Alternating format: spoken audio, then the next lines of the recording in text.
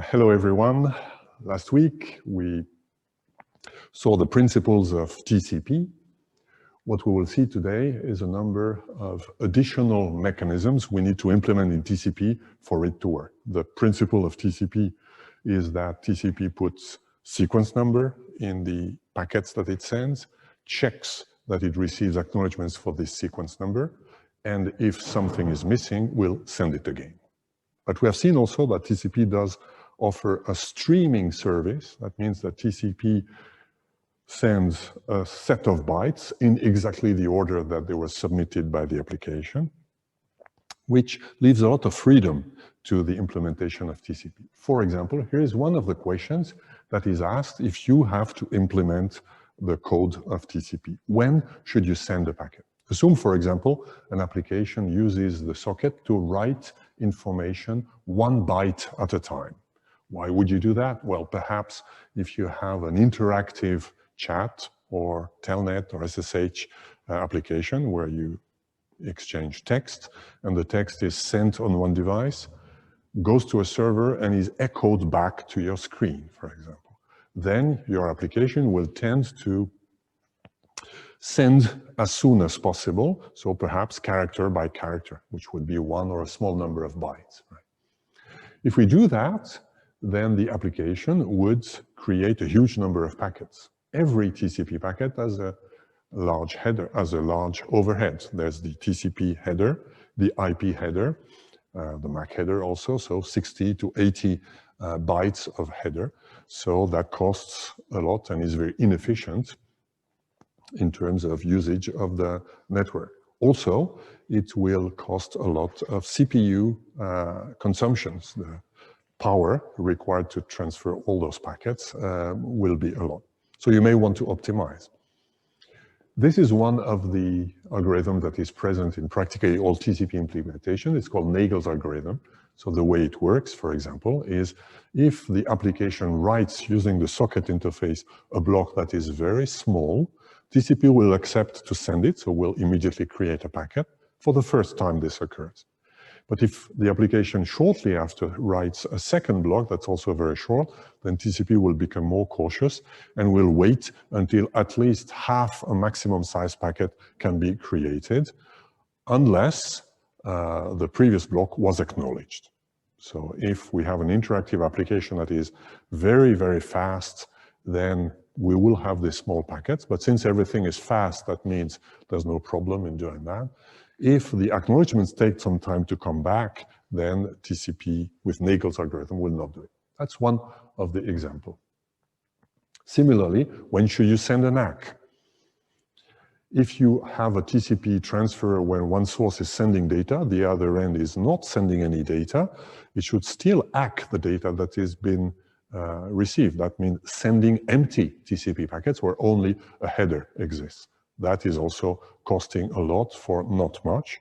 So if the source is sending many, many packets together, perhaps it's better to send one ACK for every, for a number of packets. That would save some time.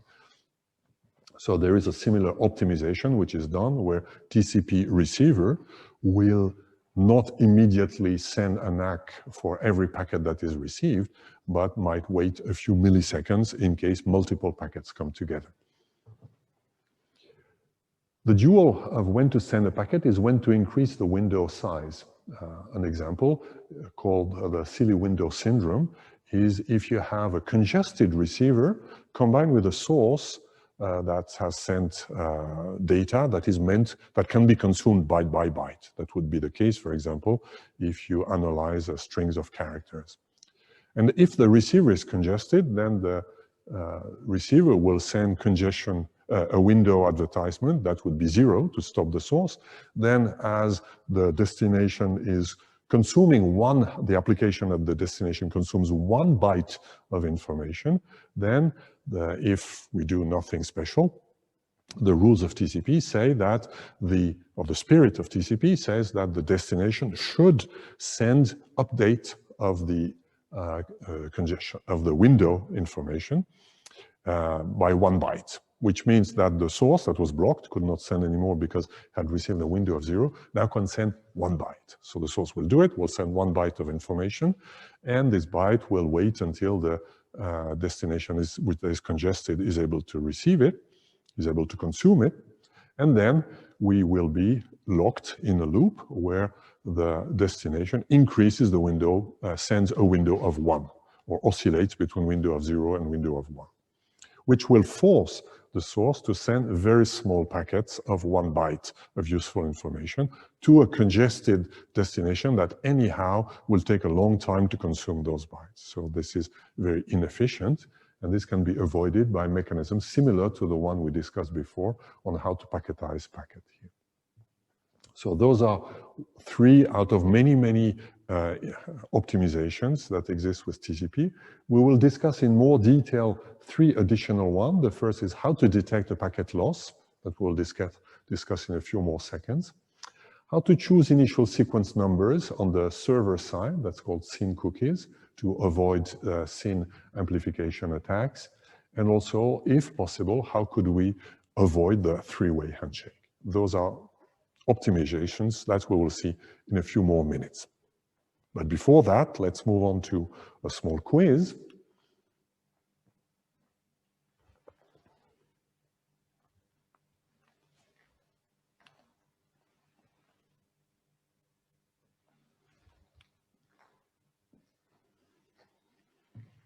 In this illustration, we have seen that 2 packets were lost, and therefore TCP sends an ACK with a SAC block, right? We could say that the source, when it receives this information, knows that some data is missing. But is it a good idea to say so, or should we think twice? What do you think?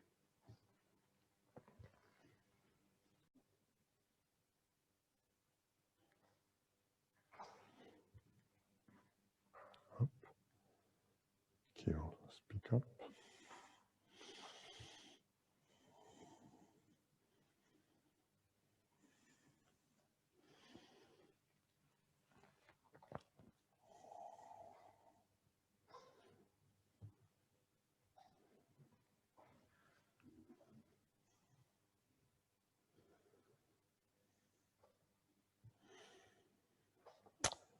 I close the poll.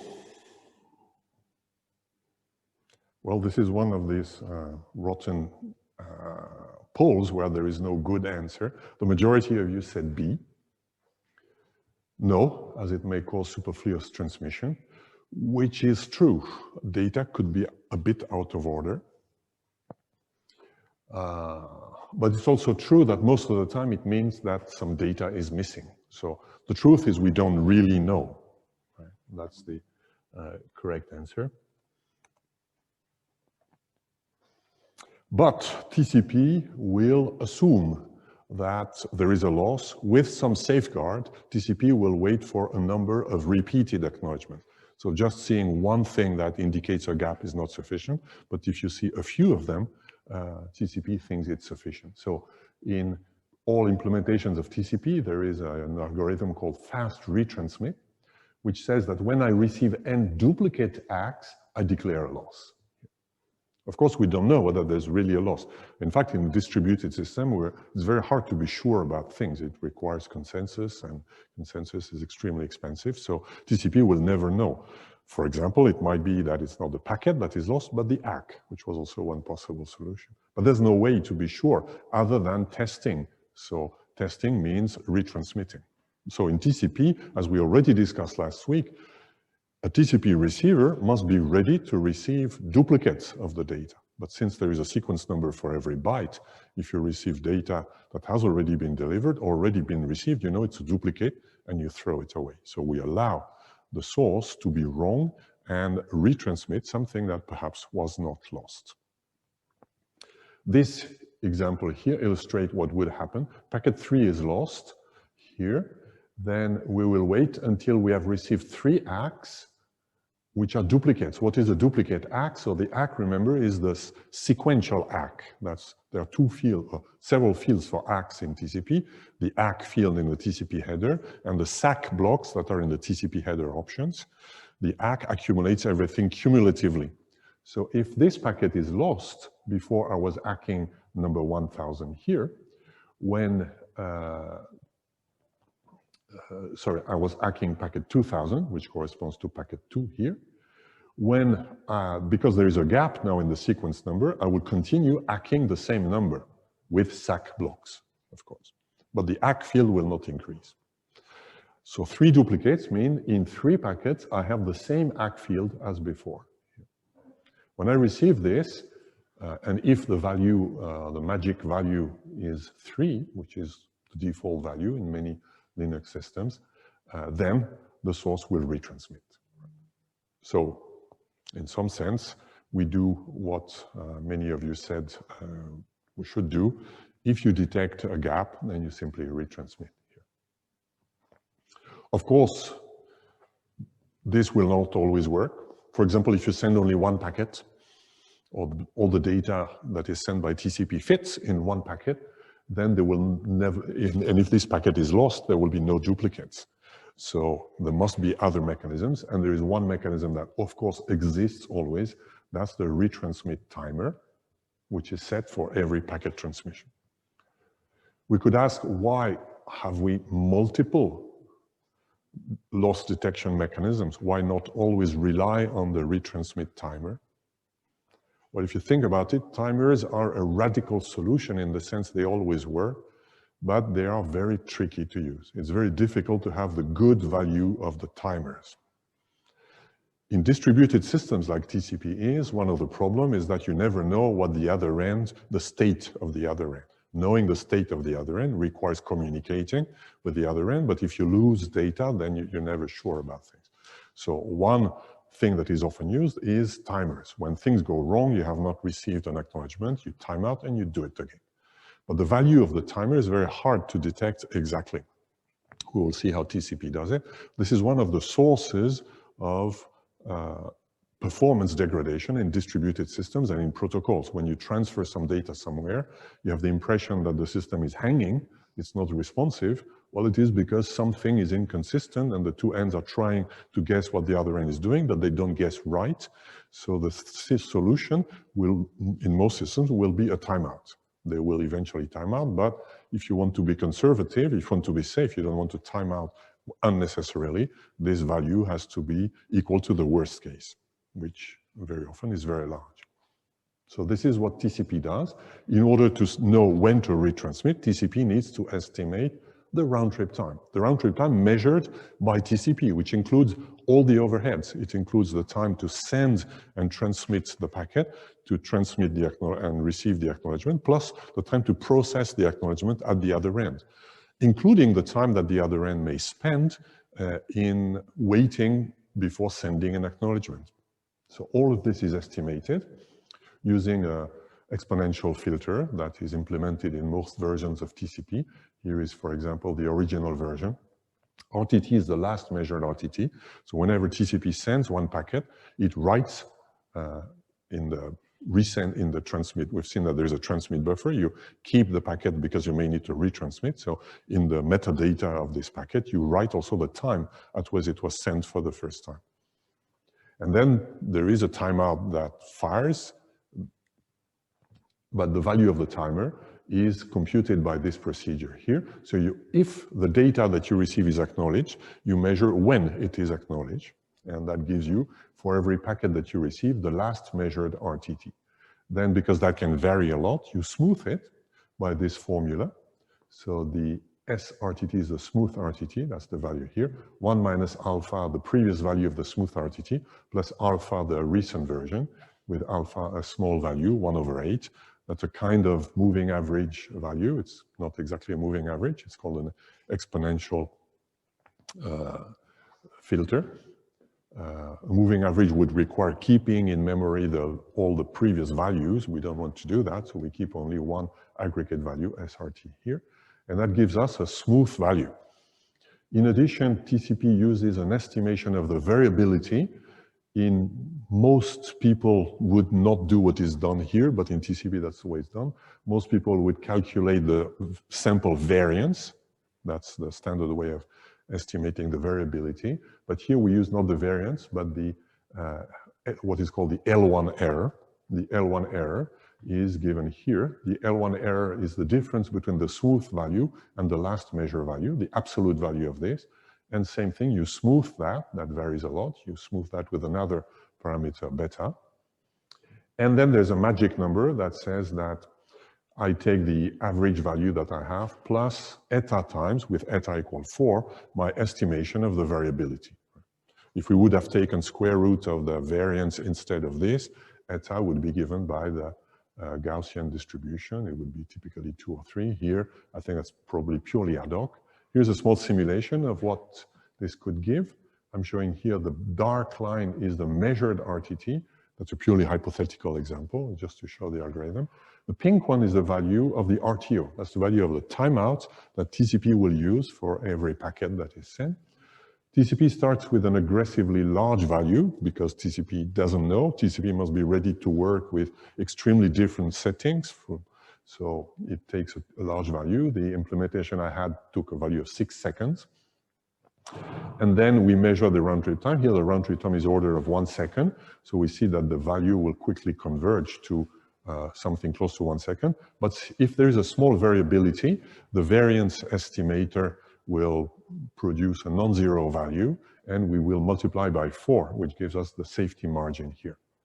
Of course, the goal is that the true timeout, the true value of the round trip time is always below the pink line, but not too much.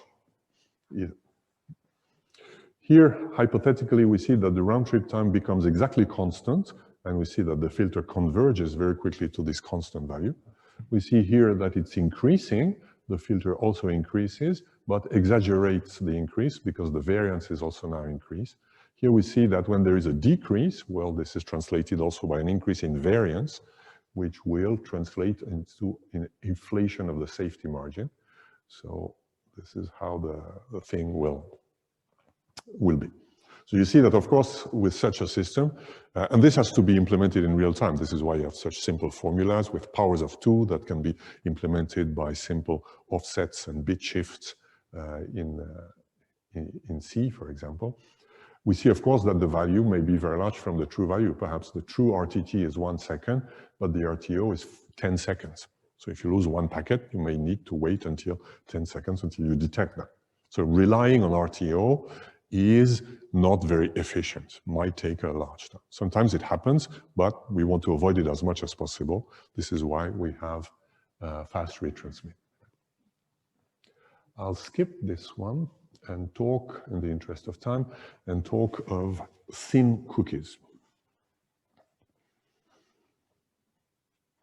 Now, the problem is very typical of what we're confronted now in the internet, is designing the protocol such that is relatively robust to all kinds of attacks that can be done. So far, we've spoken about performance. We wanted to avoid congestion on the receiving side. For example, this is why we have a window and a congestion and a window size advertisement. But there are also problems that are called thin flood attacks. Thin flood attack is simply when some malicious software in the internet, and there's plenty of it. If you start a server tomorrow at home, for example, you find a way to punch holes in your NAT, you do port forwarding to install a server, your server will be instantly subject to all kinds of attacks. You can try this with Wireshark. You'll see that it will receive a lot of packets to ports that are not open on your server because the world is full of malware that is trying. There's not only COVID, there's also in the computer world lots of things like this that are trying to attack our system. Now, why is that particularly bad? Because when a TCP server receives a SYN packet, it's not simply like receiving a data packet. What does a TCP server do? Well, it starts, we've seen that it forks a socket. It creates a new socket, which means creating, using resources of the operating system in the kernel. So it needs to remember all the details. And if the SYNs are bogus, this socket that is open, of course, will never be used. If you're just doing a SYN flood attack on a server, this socket will never be used by anybody. So what will the operating system do? Well, it's the same thing with timeout that we discussed a minute ago. You cannot delete this socket because it has not been used for a few seconds.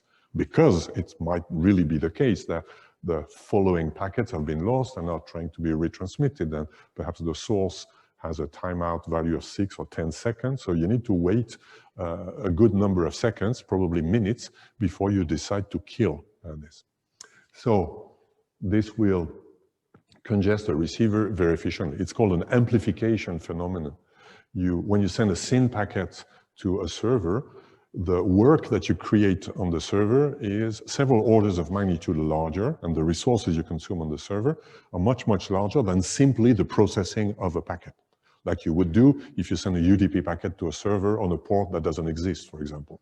You will create a bit of work, you burn a small amount of CPU time of that server, but that's all. Here, that's much worse. You create a lot of work. So this amplification is very efficient for attackers, and that's a real problem. So that's a very well-known way of attacking a server. So one solution is called SYN cookies. As we will see, it's not completely perfect, but it's something that is deployed typically when a server is being attacked, or preventively sometimes.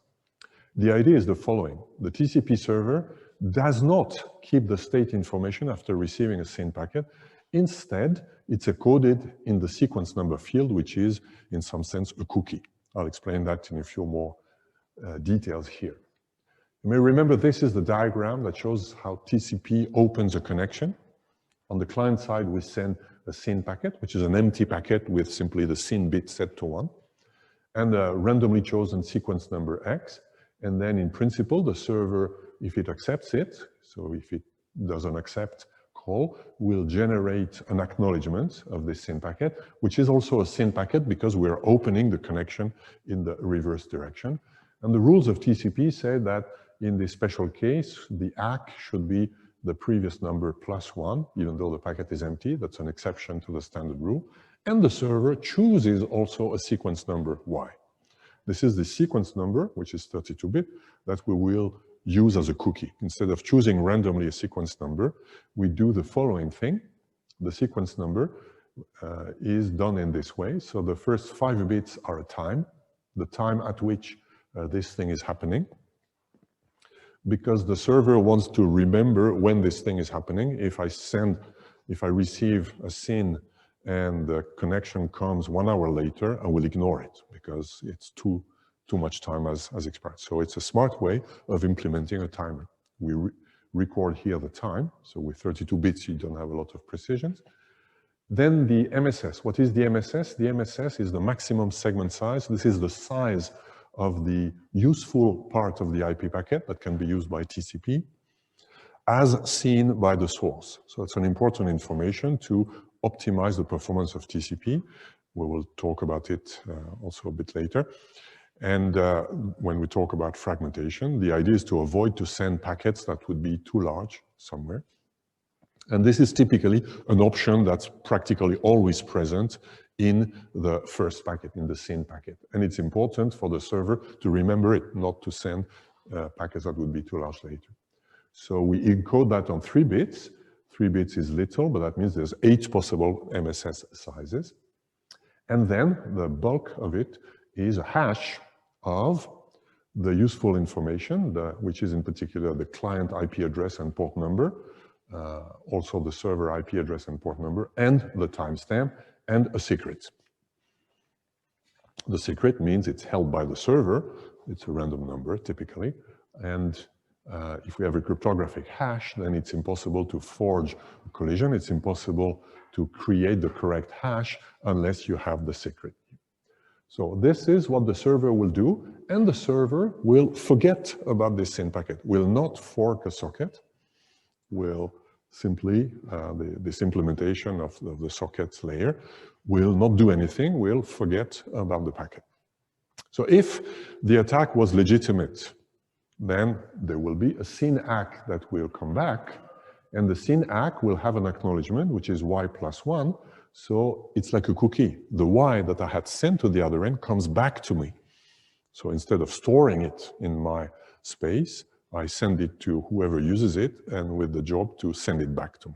So if this is a legitimate connection opening attempt, the server will receive the Y, and the Y contains the time and the MSS and the hash, but the server has a secret key, so it will recompute the hash with the IP address of whoever is sending this and the port number of the connection that we're trying to have. So this will be in the TCP header.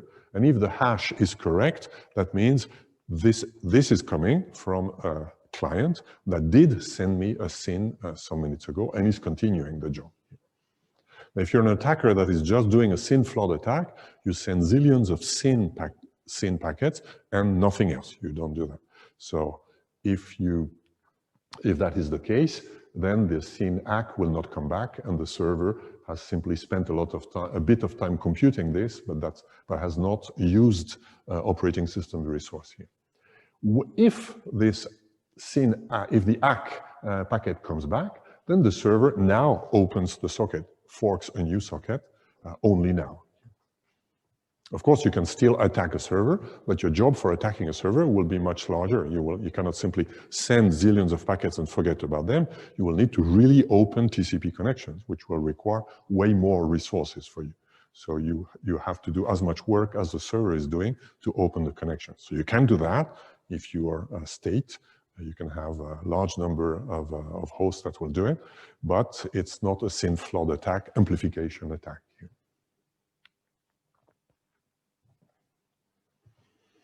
Let's see an effect of this. Assume a server that does not implement SYN cookie, so a regular server that does not implement SYN cookie, and assume that the acknowledgement, this one, is lost here. What should the server do, according to you?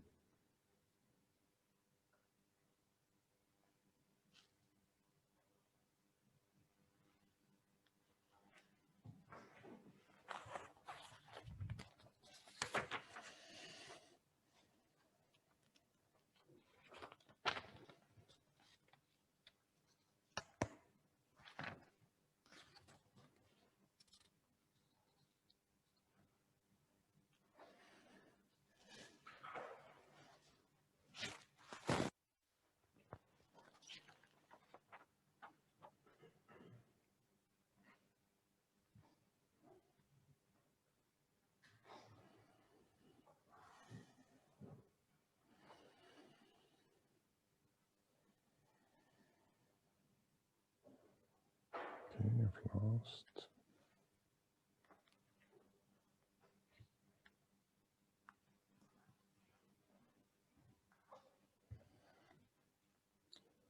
I close the poll.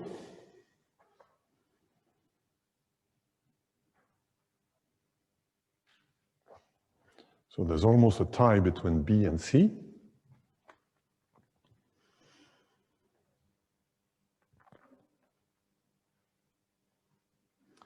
And the answer is yes, if you don't, well, let's see the answer.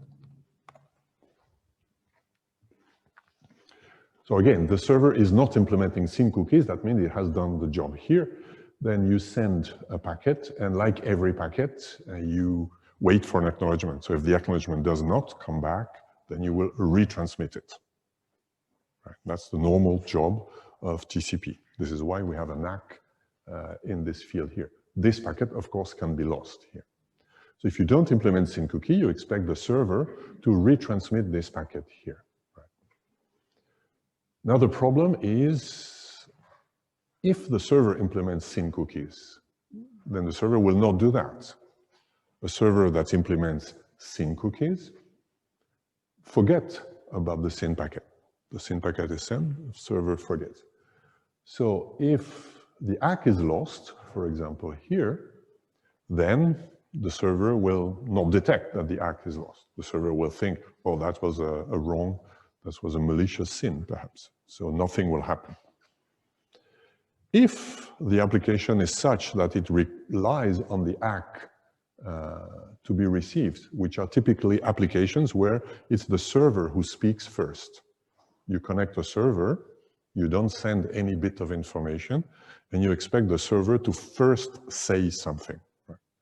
If that's the case, then your server will not work with SYN cookies. Whenever the SYN ACK is lost here, the last ACK is lost, the server doesn't see anything. So you connected the server, nothing happens. So there are applications that have this behavior. All other applications where the client speaks, of course, will not have a problem because the client sends the ACK, but of course the client will also send some data.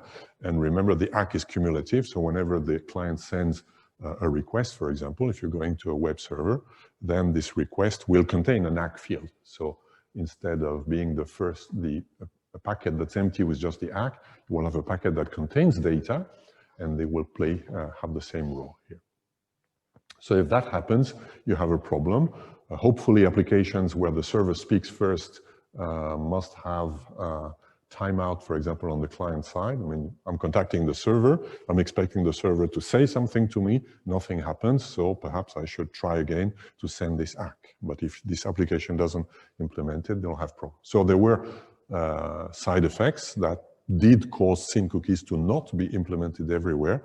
So they are very often implemented only as a standby measure. When a server is being attacked, then we deploy SYN cookies. If it's not being attacked, you don't deploy it because you might have issues like this one.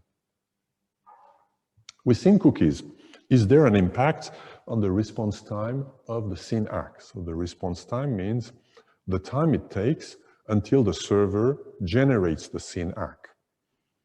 I send a SYN to the server. There's a certain time between reception of the SYN and generation of the SYN ACK. Is there an impact on this?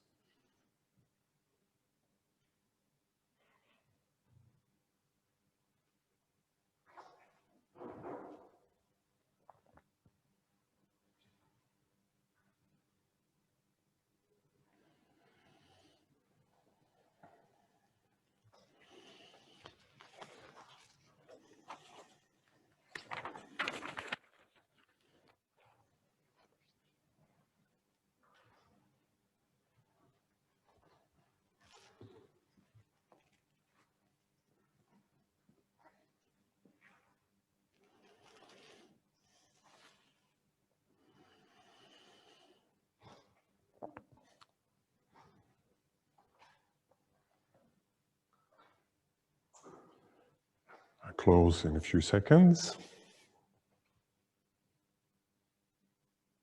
And the majority says A, which is probably true because the server needs to compute the cryptographic hash, which is computationally more expensive than simply forking a socket. So in general, it takes more compute time, so there is a penalty in general. Forking a socket might also take a lot of time if the operating system is busy trying to find the last, to squeeze out the last bit of resources to make space for that socket. In some cases, it may also cost time. But certainly the CPU load of the server is increased by that, at least for the generation of the SYN ACK. So there is no free solution. So we've seen two optimizations of TCP. Here is a third one. TCP Fast Open, where the idea is, what is the problem? Well, if you have an interaction between a client and a server that involves many TCP connections, that often happens in particular on web servers. You open a web page, you try to put everything on the same TCP connection, but perhaps very shortly after you go to something else on the same server. And that happens if you go to Facebook or Google servers, for example. So whenever you go again to transfer some data, you will do the three-way handshake. That costs 3 packets here. So the problem is not so much on the server side, it's more the latency on the client side. If you're doing a sequence of operations, whenever the sequence continues, if you need a new connection, then you will have this three-way handshake that will cost time for transferring no information. So there is an option in TCP, which is called TCP Fast Open, which consists in caching some information, a bit like we do with SYN cookies, but in a more explicit way, by saying that a client and a server, if they are engaged in a long-term interaction, then the client will receive a cookie from the server, which is a tag, an authentication tag, that is a hash of a secret key of the server and the client IP address, the address of this client. And the server, when it sends this, it is because the logic of the application of the server is expecting that there might be multiple connections with this guy. So the application designers at Facebook, they know for some interactions, we hope that people will stay long, so there will be connections one after the other. So the server is the opposite of the SYN cookies, has stored information about this client to allow the client to connect more quickly. And if the client supports this TCP Fast Open option, when the SYN packet is sent, we can put the tag into the TCP header option. And if this tag is present, then the connection is immediately open here. So the connection is immediately open because the server knows the client and can use that to immediately already send some server data. So that's another optimization where we say, after all, the three-way handshake is perhaps not so necessary, but we keep it only if we have a client with whom we have a demonstrated interaction in the past to avoid SYN flood attacks, right? You don't do that with anybody. So that is a third option. And if you do this, then whenever the application code on the client side sees a need to contact the server can immediately respond, whereas otherwise the server would need first, if we don't have the TCP, this option here, the server would need first for a response from the client. So we save one round trip time, which for data servers and online application services is important. Voila, that's three possible improvements to TCP. The last important thing, which formally does not belong to TCP, but in hindsight, if we would do TCP today, probably would belong to TCP, is the security of the transfer. TCP, so what I call secure transport. So formally, if we look at the layers of the TCP-IP architecture, that belongs to the application layer. So it's formally layer 4 is TCP and UDP. But apart from calling that layer 4, this has no implications. In practice today, practically every version of TCP is used not alone, but with a security layer, which is most often called TLS. So TLS adds to TCP encryption and authentication. Encryption provides confidentiality. It makes sure that anybody who reads the data between the two ends cannot understand anything of the data. And authentication to guarantee that the data cannot be transformed by a man in the middle. So those are one of the two key properties of security which we require from TLS. So whenever you go to HTTP today, probably you go over TLS. In fact, many browsers, if you don't go over TLS, would refuse or issue a warning. Are you sure you really want to go to that site? Because there might be a man-in-the-middle attack, which means you believe you're contacting that site. You're looking at, for example, the price of a house that you want to buy. A man in the middle has changed the data so that the information you have is completely wrong. Or an apartment you would like to rent so that you don't get the correct information. Perhaps it's the time to say a few words about crypto, because that's something we see practically in every chapter of this course. I've mentioned this already, but let's repeat. Cryptography exists today in two forms, symmetric and asymmetric. Symmetric means there is a shared secret between the two ends of a communicating entity, and the two ends must know the secret in order to encrypt and to decrypt here. A very simple way and the most efficient way of doing asymmetric cryptography is to choose a random sequence of n bits in order to encrypt a word of n bits, and you do the XOR of the words with this secret key. And then to decode, you XOR again, and if you don't have the key, then it's impossible to to decrypt, it appears to be a random sequence here. This is very fast. So what I said, of course, is not the most common one, because you typically don't have a key that is as long as the message that you send. You want to have shorter keys. So you have systems like AES, which is probably the most widespread one in the internet. And the good thing about that is extremely fast. So we don't need to worry too much about the CPU penalty that's imposed by that. But there is a problem that it requires both ends to have the same secret key. So there's a bootstrap problem. How can I communicate with you if in order to communicate with you, I need first to have a secret key with you? This problem is solved with asymmetric cryptography, where here, and the typical one, the historic one is RSA. Today we have DSA. Which use here two different keys. One is public, one is private. The two keys can be used, one for encrypting, the other for decrypting, in both ways.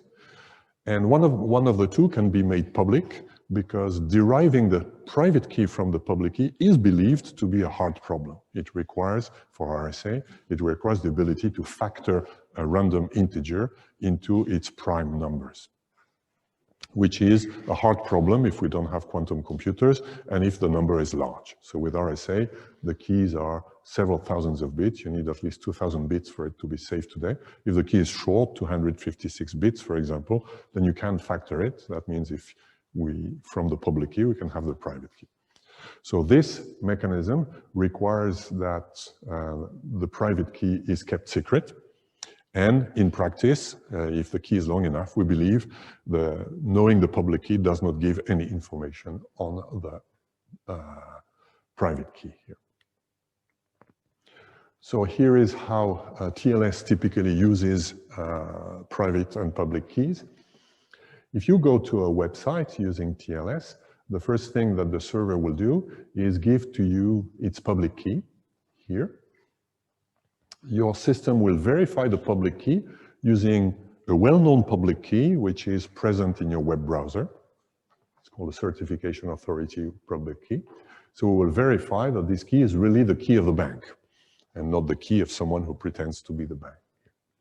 And then I will create session keys for symmetric cryptography that are random numbers, typically.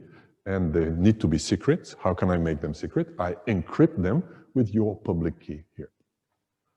It is secret because I know, of course, those random numbers, but anybody who reads this cannot decrypt them unless they have the private key.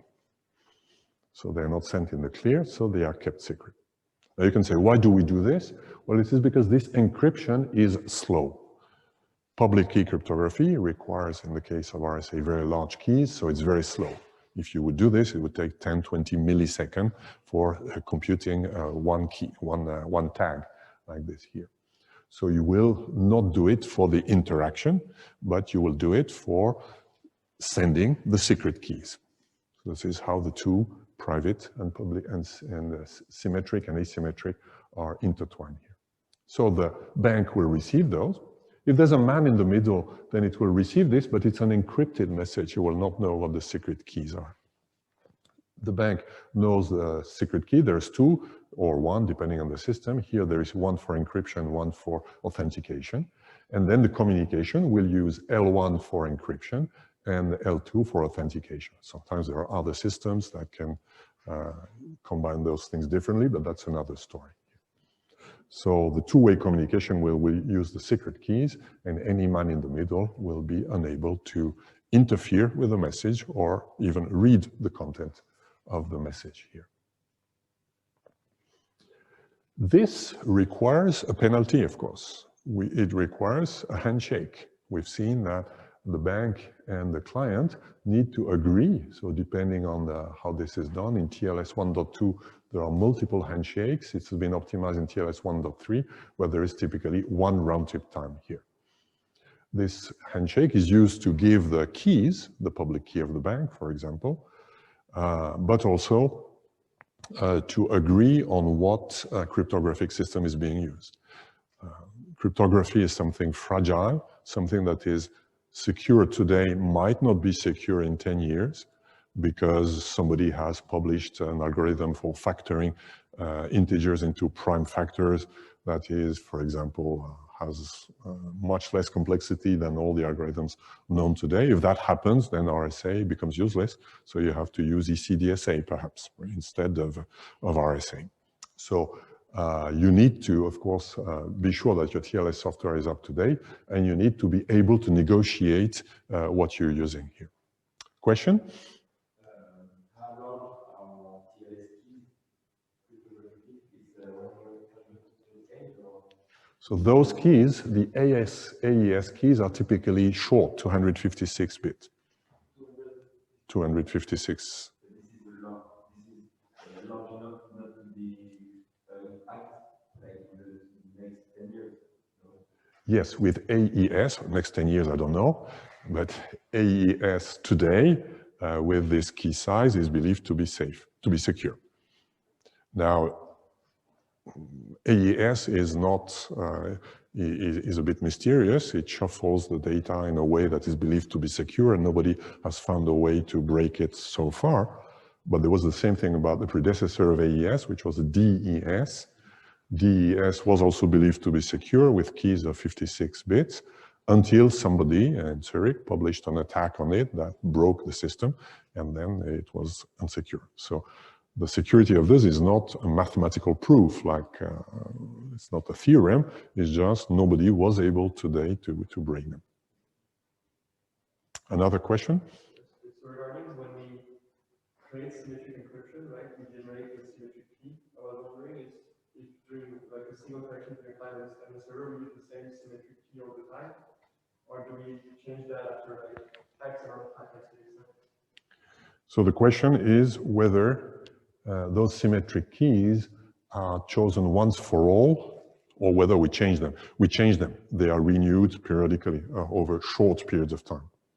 In fact, keys are secure if they are long enough, which for AES doesn't need to be very long, but also if they are not used for too long. If you use the same key over a long sequence of messages for which an attacker is able to know the plain text and the ciphertext, that gives information to the attacker that may leak some possibility to attack the keys. So you change them. I'm not sure when, but certainly every minutes or hours, those keys are changed. Voila, we do a break and we will resume at 1:15.